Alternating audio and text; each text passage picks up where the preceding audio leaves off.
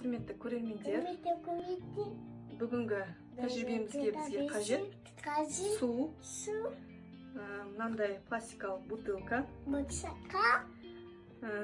резинка және бинт немесе марлы, мынандай ыдыс жууга арналган құрал. Біз сумен ыдыс жуғыш құралдың әрекетін көрсетеміз. Мінекей бұлай ыдыс жуғыш құралды құямыз, я, Асыл? Я. Суға құямыз. Асылым, ұстай ғой. Суды араластыр қасықпен. Жақсылап араластыр. Маған бере қасық. Енді мынандай пластикалық бутылканы кесіп, біз мынандай марлямен, резинкамен бекітіп қойдық. Енді осы суға біз үрлейміз. Сол кезде сабын көпіршіктенеді. Мінекей бұлай.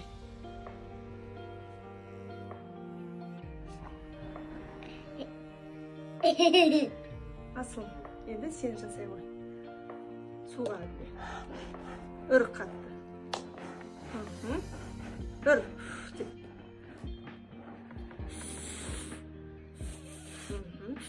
Көріп тұрғандарыңыздағындай су мен сабынның әрекетінен осындай көңілді ойын құрастыруға болады.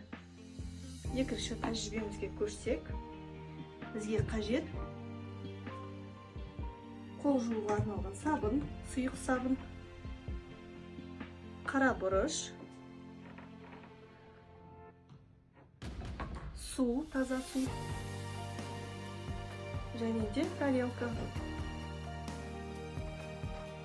Біз мына судың бетіне қара бұрышты себеміз. Бұл тәжірибеде су мен сабынның да әрекетін тағы көрсетеміз. Сабынның қандай қасиеті бар екенін сіздерді таныстырамыз. Мынау бұрышты микроб ретінде елестетуге болады. Ал енді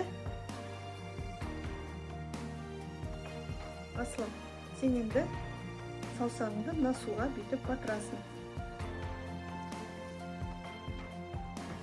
Саусағыңды мына суға батырасың. Қолымызға жақындатып көрсеңіздер, микроб жабысып қалды, е? Ой. Микроб жабысып қалды, е? Я.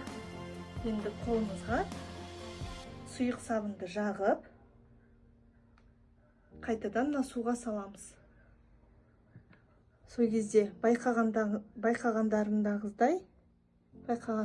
мінекей судың жан-жағына микроб тарап кетті және саусағы да тазарды.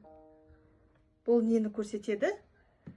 Сұйық сабын қолдағы микробты тазалауға көмектеседі. Ұнады ма, Асыл, саған? Я. Көңілді болды ма? Жақын. Ұнады ма, Асыл? Я.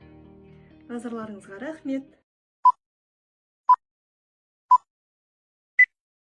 Құрметті көрермендер.